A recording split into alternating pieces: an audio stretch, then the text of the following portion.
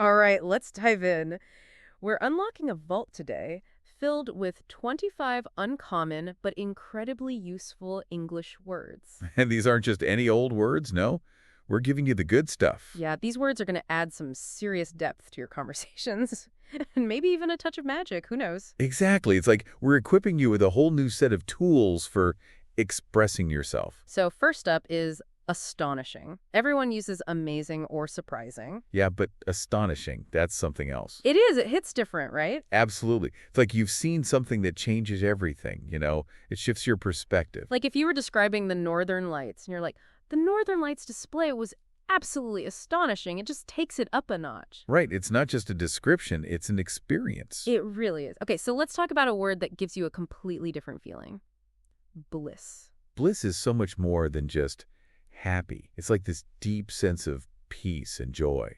Yeah, it's like that feeling you get when you're meditating or when you're out in nature. Have you ever felt that when you're out hiking? Oh, absolutely. It's like that feeling of pure contentment. Yeah, and not just a fleeting emotion, it's like a state of being. Yeah, exactly. Now, I think we've all experienced this next one. Sometimes you don't even have the right word for it, but this word is perfect. Dwindle. Ah, yes. Like watching a campfire slowly die out, or the last drops of coffee in your mug. Oh, I can picture it perfectly. Time, resources, and motivation, they can all dwindle away. Yeah, it's that gradual decrease. Like it slowly fades away. It makes you really think about how you use your time and resources. It does. Okay, so speaking of resources, what about a word for making the most of what you have? Being smart about it. Frugal. Frugal sometimes gets bad rap like it means being cheap, but it's not about that at all. It's about being mindful, you know? Yeah, it's about intentionality. Right. Like making conscious decisions about your spending. So you're not wasting anything. It's almost like a whole philosophy. It is. And it's not just about money. It's about everything. Time, energy, resources. That's a good point. Okay, so let's move on to a word that's all about authenticity. Genuine. Genuine is so important, especially these days. I know, right? It's like everyone's trying to be someone they're not. Exactly. But genuine is all about being real, being true to yourself and to others too. Yeah. And when you compliment someone's genuine nature, it means something. It really does, because you're acknowledging that they're sincere, that they're not putting on an act. Right. It's a compliment that goes a long way. Okay, now let's talk about a word that can sometimes be a bit of a roadblock. Hinder. Hinder, yeah. That's about the obstacles we face in life. It could be anything, right? Procrastination, fear, even outside forces that are out of our control. It's acknowledging those things that are holding us back. Because once you acknowledge them, you can start to overcome them. Exactly. Now, have you ever worked on a project or maybe tried to learn a new skill and felt like it was just way too much? All the time. Complicated comes to mind. But what about the word intricate? Ooh, intricate is good. It's like there's a lot going on. Yeah, it's complex, but it's also beautifully structured, like a fancy watch or something. Right, there's an order to it. It's not just chaos, it's organized complexity. I like that, organized complexity. Okay, intricate. I'm going to use that one. Now, let's be real. We're all juggling a lot these days. Work, family, life, it's a lot. It really is. So the word juggle, it's pretty perfect, don't you think? It is, because you're trying to keep all those balls in the air. Exactly. You're trying not to let anything drop. And it takes practice, right? And focus. Yeah, and a good sense of balance. Definitely. Okay, so switching gears a little bit, what about a word that describes something that's financially rewarding? Lucrative. Lucrative. It has a nice ring to it. It does. It makes you think of success, abundance. Exactly. Like a career that's not just fulfilling, but also goes well. Or even a side hustle. Yeah, exactly. Okay, now let's talk about a word that captures that sense of wonder and amazement. Marvel. Marvel. Like when you see something truly breathtaking. Oh, I remember the first time I saw the Grand Canyon. It was just incredible. I was in awe. Like, how did this even happen? Right, it's that feeling of wonder. Yeah, an appreciation for something bigger than yourself. It's a powerful feeling. It is. Okay, so we live in a world where everything is connected, right? Technology is everywhere. So the word ubiquitous is pretty fitting, wouldn't you say? It is. It's like smartphones, social media, they're everywhere you look. Yeah, we're surrounded by it, and it makes you think about the impact it's having. On everything. On everything. Okay, let's wrap up this first round with a word that's all about embracing the unknown. Venture. Venture, that's about taking risks, stepping outside your comfort zone. Exactly. It could be starting a business, traveling to a new country, or just trying something new. It's about that willingness to explore. And to see where it leads you. Yeah, and to grow along the way. Exactly. Even if it's a little bit scary. It is. Okay, so we've covered some amazing words in this first round, but we've got more to come. You know, when we were talking about venture, It can be kind of scary, right? Oh, yeah, totally. Like, you never know what's going to happen. Right, and sometimes you just don't feel ready, like reluctance. Exactly. Like, you want to stay in your comfort zone. It feels safe there. I get it. But I also think sometimes reluctance can be a good thing. Oh, interesting. How so? Like it gives you time to really appreciate what you already have, before you jump into something new. That's a good point. It's like that feeling right before you go on vacation. Yes, that's a perfect example. Okay, so let's talk about a word that has a really cozy, comforting vibe to it. Quaint. Quaint is just so charming, isn't it? It is. It makes me think of those little towns you see in movies. With the cobblestone streets and the cute little shops. Yes, or like a cozy bookstore with a fireplace. Yeah, it has that old-fashioned feel, doesn't it? It does, like a simpler time. Less hustle and bustle. Yeah, definitely less stressful. Okay, so now let's move on to a word that's all about subtlety. Subtle. Subtle is about those things you don't notice right away, but you make a big difference. Like a faint smell of perfume. Or like the way someone raises an eyebrow. Exactly. It's those little things that add depth and meaning. Yeah, it's not about being loud or flashy. It's about the details. Right, and sometimes those details are the most powerful. They really are. Okay, so now let's talk about being practical and getting things done. Pragmatic. Pragmatic people, they're the problem solvers. Yeah, they're not afraid to roll up their sleeves and figure things out. And they focus on what works, none of that fancy stuff, just solutions. Yeah, and they're efficient too. They get right to the point. Okay, so now let's switch gears again. What about a word for an idea that's just starting to form? Like a seed. Notion. Notion. I like that. It's like a glimmer of inspiration. Exactly. Like you're not quite sure where it's going yet. Right, but it has potential. It could grow into something amazing, or it might just fizzle out. But it's still worth paying attention to. Oh, absolutely. You never know where those little notions might lead. Okay, so now let's talk about the opposite of being insightful. Oblivious. Oh, yeah. We all know someone who's oblivious. They're just completely unaware of what's going on around them. It's like they're in their own little world. They can be kind of funny sometimes, but also a little frustrating. Definitely. Like, how do you not see what's right in front of you? Right. You got to pay attention to the cues. Exactly. Otherwise, you're going to miss out. Okay, remember we talked about keen earlier? It's like the opposite of oblivious. Oh, yeah, I see what you mean. Keen is all about being alert and engaged, eager to learn. While oblivious is like totally clueless. Exactly. Makes sense. Okay, so what about a word for being really passionate about something? Like super enthusiastic.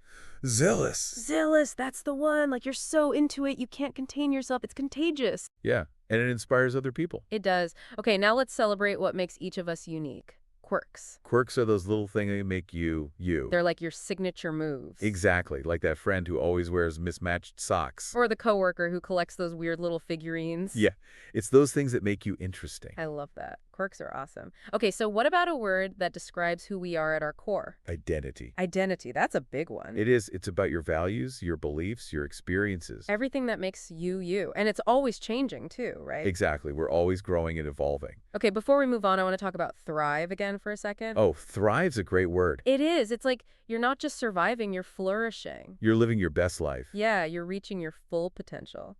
Okay, so we've talked about a lot of great words, but we've got one more set to go. Okay, we're back, ready for the final round. What words are we looking at this time? Well, let's start with yearn. It's a powerful word, you know? It is. It makes me think of like really deep longing for something you can't have. Yeah, like a lost love or a dream that feels impossible. Right. It's that ache in your heart. But there's also beauty in it, what do you think? Oh, absolutely. It shows how deeply we can feel. Yeah, and it can be a motivator too. Like that yearning pushes you to try harder. It does. It can push you to venture out and try new things. Oh, I see the connection. Like yearn is the fuel and venture is the action. Exactly. Okay, so let's talk about a word that's really important for success. Tenacity. Oh, tenacity is huge. It's all about never giving up. Yeah, it's like you're determined to reach your goal no matter what. You don't let anything stop you. Right. You just keep pushing through. It makes me think about our listeners, How do they handle challenges? Are they tenacious? That's a great question. It's something to think about. It is. Okay, so tenacity is about never giving up. But what about persistent? Persistent is a little different. It's more about consistency. Okay, so like you're steadily working towards something, even if it takes a long time. Yeah, it's like that saying, slow and steady wins the race. Exactly. You just keep at it and eventually you break through. Okay, so now let's talk about a word that describes something truly significant. Monumental. Monumental, like a historical event that changes everything. Yeah, or like a scientific discovery, or even a personal achievement that transforms your life. Exactly. It's a turning point. It makes you think about what really matters, what leaves a mark on the world. It does. And sometimes those monumental events are met with a lot of excitement. Remember zeal? Yeah, like monumental describes the event and zeal describes the feeling. Right. Okay, and speaking of feelings, let's revisit thrive. It's such an important word, especially when we're talking about personal growth. It is. It's like you're not just existing, you're thriving. You're living a full, meaningful life. Yeah, you're constantly growing and evolving. Okay, so for our final word, we're going to talk about what makes you, identity.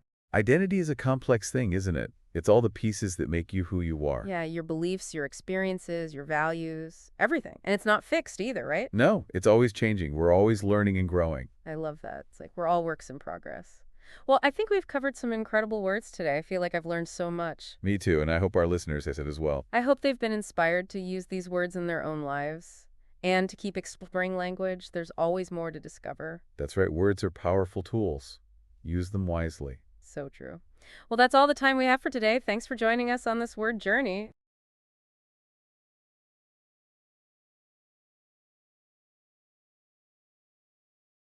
Welcome to your deep dive. You shared with us a lesson plan all about teaching the 25 Mohammedan words in English. I mean, think about it. We use them constantly, every single day, but whoever really, stops to think about them. Right. We just use them. Exactly. It's easy to assume that we've, mastered them, But this lesson plan that you shared with us, it kind of reveals just how much depth even those really, really simple words have, and how, refining your usage, even of simple words, can totally, transform your communication. Yeah, and that's what really intrigued me about this one. It's designed for beginners, but it also has stuff for advanced speakers divided into those 3 levels, beginner, intermediate, and advanced.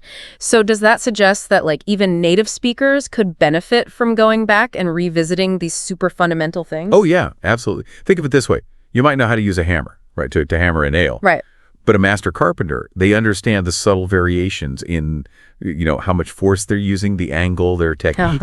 Language is similar. This lesson plan acknowledges that there's always more to learn, which I find refreshing. It's like that saying, right? The more you know, the more you realize you don't know. Exactly. So let's start with those beginner level words. I mean, is it purely about establishing those basic definitions? Okay, hello, that's for a greeting. Yeah. Or, goodbye. You use that as a farewell. It is, but it's also about laying the groundwork for that more complex usage later on. Got it. For instance, it introduces thank you alongside just plain thanks. Okay. It's subtle, but it primes learners to understand how formality can shift meaning. I see. So it's like building blocks. Exactly. It reminds me of when you're learning to code, you start with those basic commands, but really understanding their function prepares you for building those more intricate programs later on.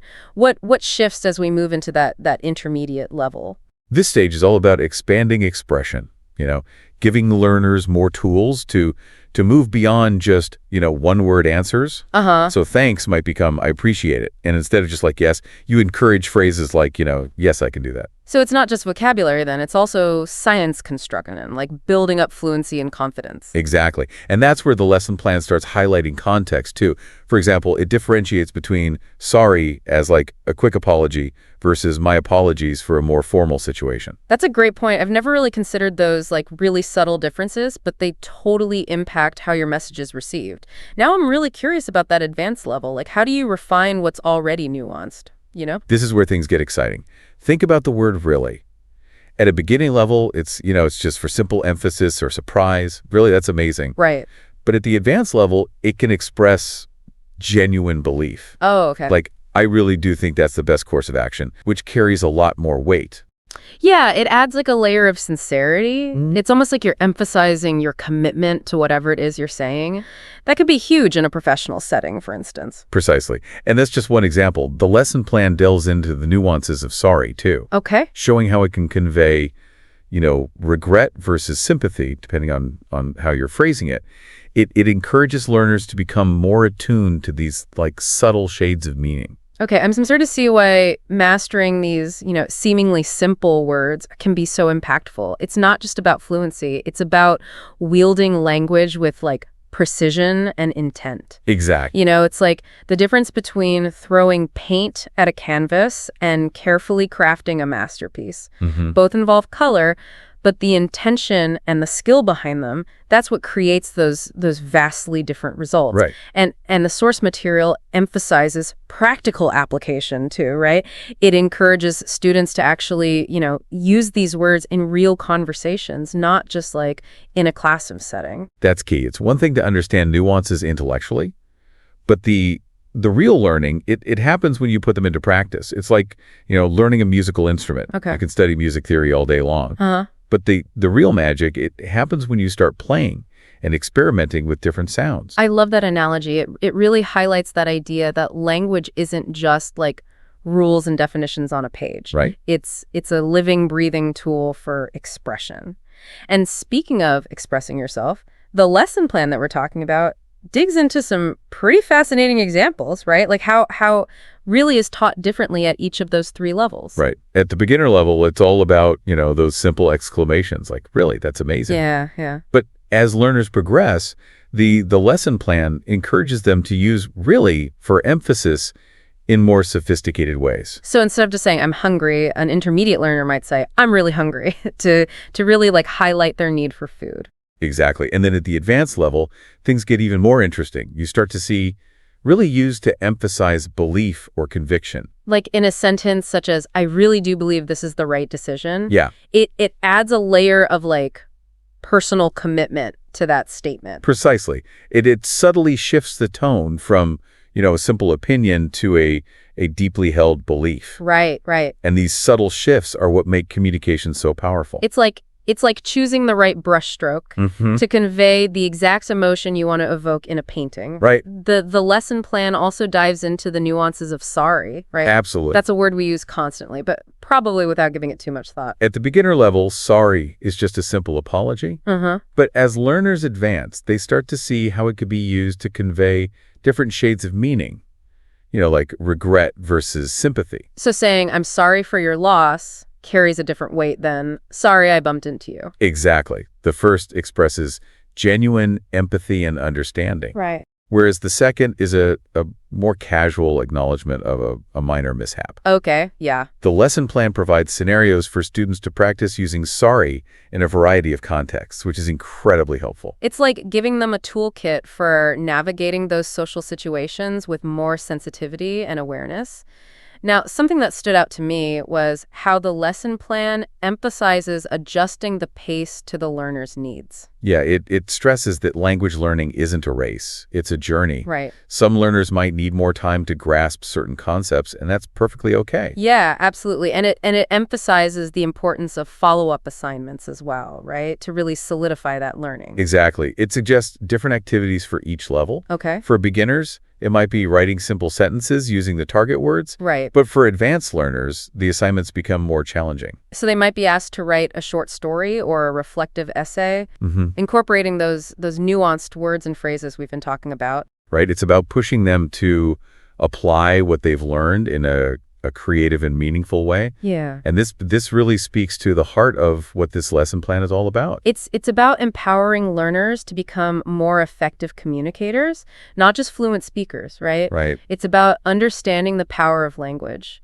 and using it with intention. I couldn't have said it better myself. This deep dive has been incredibly eye-opening. Good. It's amazing how much depth there is to discover in even the words we use every day. It's a reminder that language is a constantly evolving landscape. Yeah. And there's always something new to learn. Now, you mentioned earlier that the source material talks about language learning as an ongoing process. Right. I'm curious to hear your thoughts on what that looks like in practice. Okay. How can we, as language learners, ensure that we're constantly growing and refining our skills? That's a great question. I think one key aspect is cultivating a mindset of curiosity and a willingness to step outside of our comfort zones. So being open to new words, new expressions. Yeah. Even if we feel like we have a strong grasp of the language already. Absolutely. And not being afraid to make mistakes. Mistakes are just opportunities to learn and refine our understanding. It's like,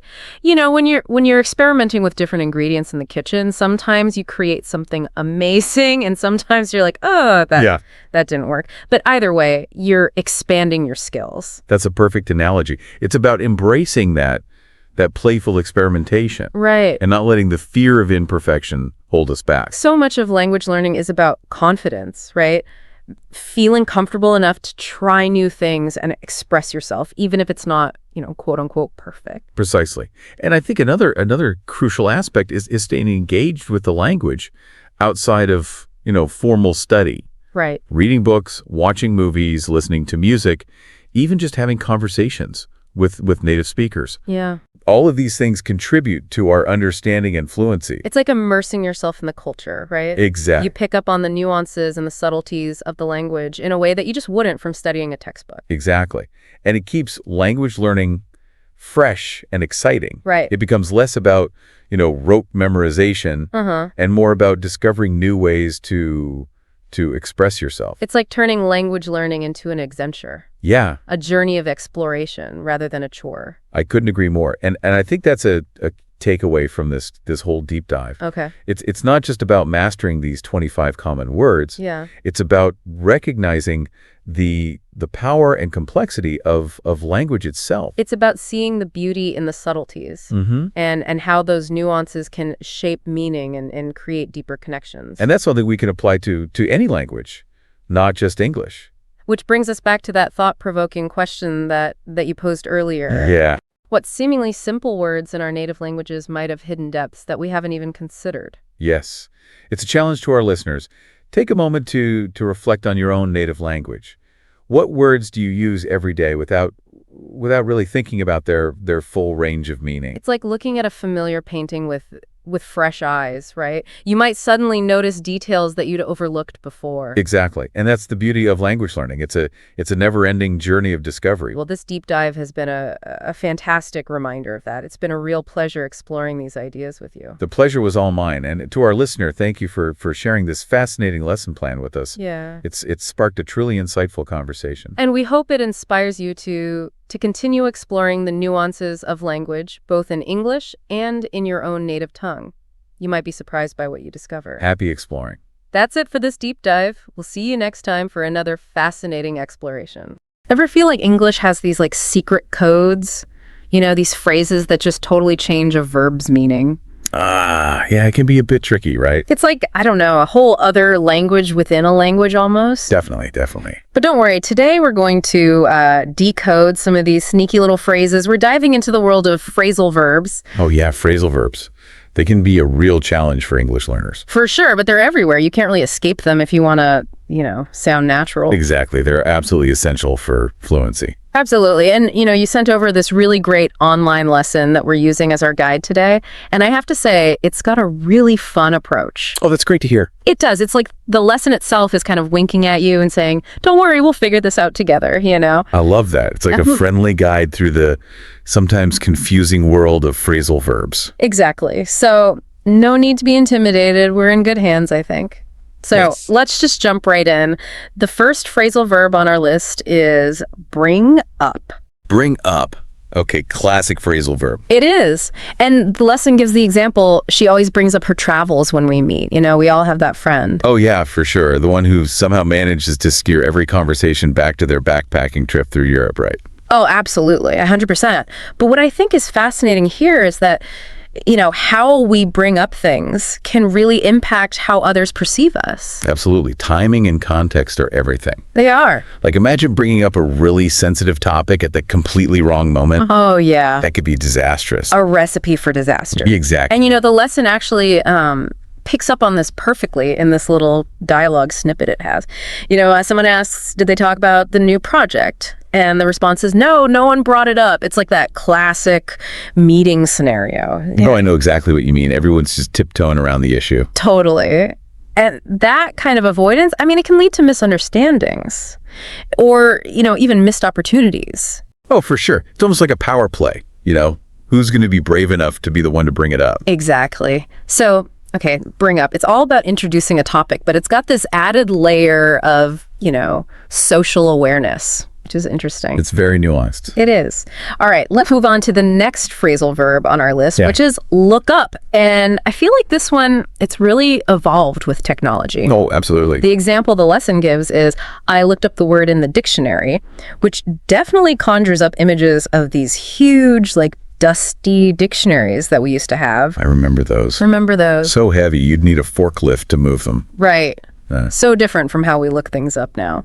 It's incredible to think about how much has changed, right? I mean, we used to be limited to these physical books, and now, boom, instant access to this almost infinite amount of information all on our phones or laptops. It's amazing. It is. It really is. And yet, you know, the core idea of looking up information, of just like wanting to understand something better, it hasn't changed. It's still the same. Absolutely. It's that human curiosity, right? Yes, exactly. And the lesson, you know, it has a little snippet where someone's asking about the meaning of serendipity, and the other person's like, let's look it up. It's just such a natural, everyday interaction. And that really shows how phrasal verbs are often so informal, so conversational. They are. Okay, now let's shift gears a little bit and talk about turn down. You're down, okay. Which to me always feels like a phrasal verb with a lot of hidden layers. Oh, I see what you mean. Like the lesson gives the example, he turned down the job offer. It seems simple enough on the surface. Right. But there are so many different ways to say no politely. Oh, yeah, and especially when you consider different cultures, it gets even more complex. Totally. In some cultures, being direct is valued, and in others, you know, you have to be much more indirect to avoid offending anyone. Exactly. The way you turn down an offer can really make or break a relationship. It's not just about the words, it's the whole delivery. It's a delicate dance, really. Figuring out how to say no gracefully without burning any bridges. I like that, a delicate dance. That's a perfect way to put it. And you know, the lesson actually, they have a little in conversation snippet that I think really captures this dance.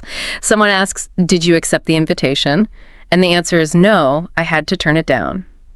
You can almost hear the unspoken reasons, you know. No, absolutely. Sometimes what's left unsaid is just as important as what's actually spoken. Exactly. Yeah.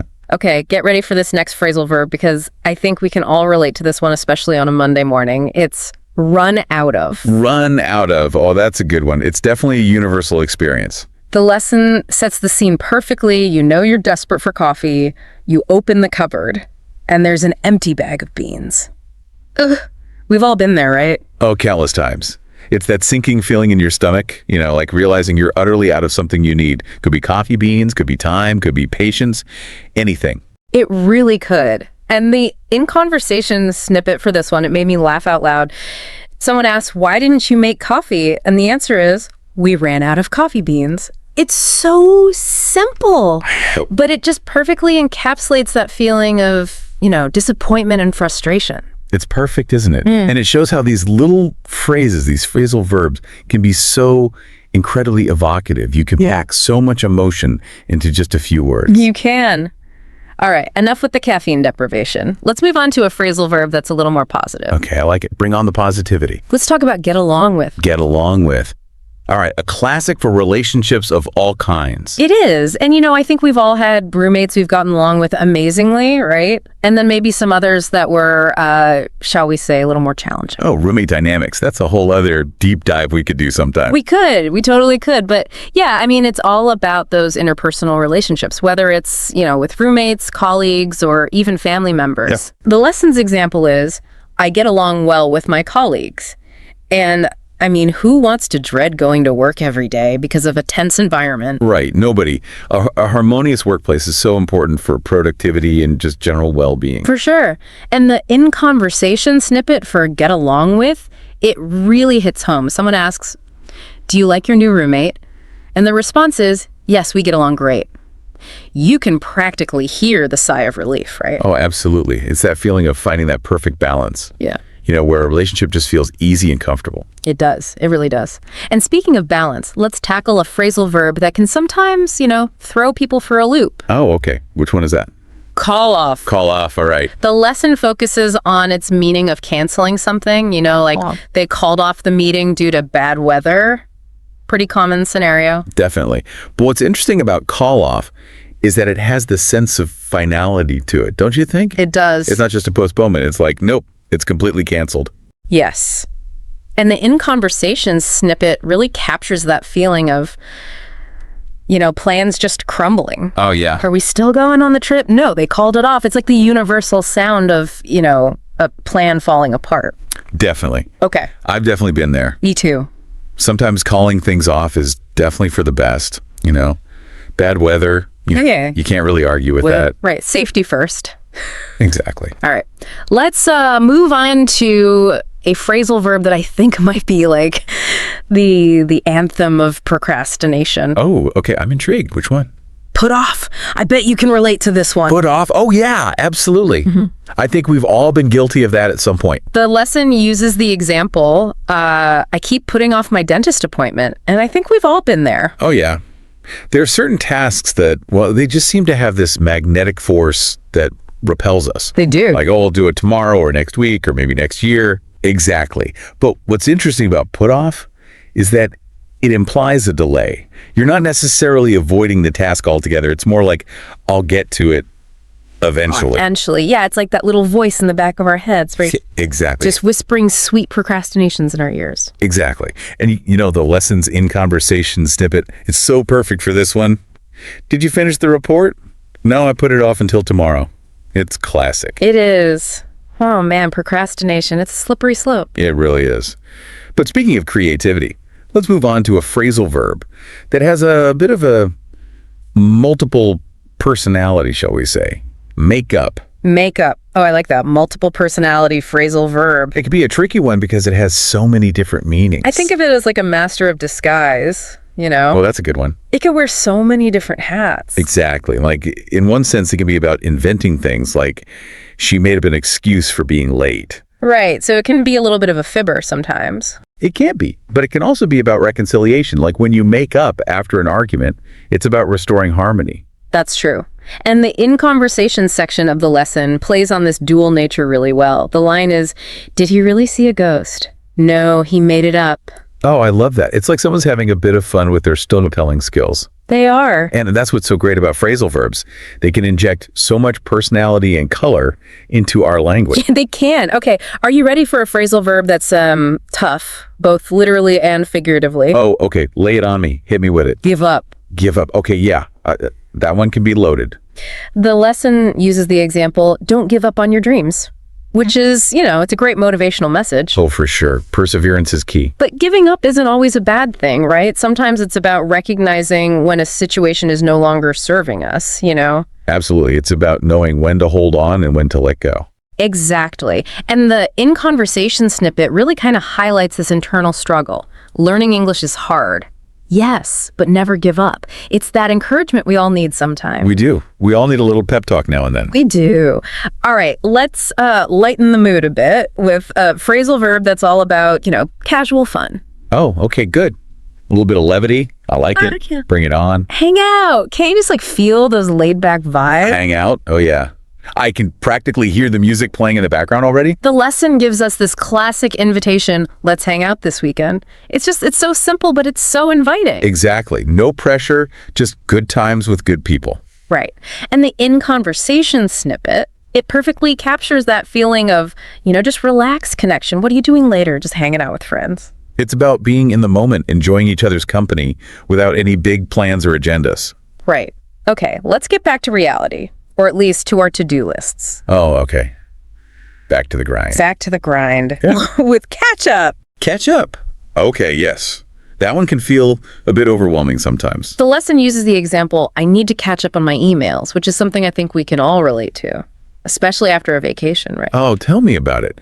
Coming back to hundreds of unread emails, it's like facing a digital mountain. It is. But, catch up, it does imply this sense of forward momentum, a determination to get back on track. It's like hitting the reset button and saying, okay, time to get back in the game. Yes. And the in-conversation example really illustrates this well. Long time no see, let's grab coffee and catch up. It's that feeling of, reconnecting and bridging that gap. It's about rebuilding those connections and getting back in sync. Now for our final phrasal verb. And this one, it always feels a bit like, a happy accident. Come across. Oh, yeah, I like that. A happy accident. The lesson gives the example. I came across an old photo album yesterday, and it just evokes this feeling of surprise and unexpected discovery. It does. And the in-conversation snippet really paints this lovely picture. Look at this vintage watch. Where did you find it? I came across it at a flea market. It's about those moments, when we stumble upon something wonderful without even looking for it. It's like the universe is giving you a little gift, isn't it? Yeah. It really is. Those little moments can just make your whole day. They can. And it's amazing, right? Like these 12 seemingly simple phrases, bring up, look up, turn down, run out of, get along with, call off, put off, make up, give up, hang out, catch up, and come across. Yeah, 12 little phrases, and they can express so much. It's incredible, really. They really can. It's like they're these, little keys that unlock this whole other level of fluency. That's a great way to put it, like secret codes to sounding more natural, more like a native speaker. Exactly. And what I really appreciate about this lesson is that it goes beyond just dry definitions and grammar rules. Oh, absolutely. It doesn't just tell you what the phrasal verbs mean. It shows you how they're actually used. It does. It brings them to life with these fun examples and the dialogue snippet. And those little quizzes, too. Those were really clever. They were, because they're not just about, testing your knowledge. It's like they're anticipating the mistakes you might make. Exactly. They're designed to point out those little nuances that can trip learners up. They are. And, the lesson ends with this really inspiring call to action, which I love. It challenges you to use at least 3 of these phrasal verbs in a conversation that very day. Oh, I like that. It's a small step, but it can make a big difference. It can. It's all about taking what you've learned and putting it into practice. Right. Making it part of your active vocabulary. Exactly. Like with anything, the more you use it, the more comfortable you become. Absolutely. And who knows, maybe you'll even come across some new phrasal verbs along the way. That's the beauty of language, right? It's a constant journey of discovery. It is. So there you have it. 12 phrasal verbs down, countless more to go. But hey, we've made a great start. We have. And, as always, the best way to learn is just to keep exploring, keep experimenting, and most importantly, have fun with it. Couldn't agree more. Happy learning. Thanks for joining us for this deep dive.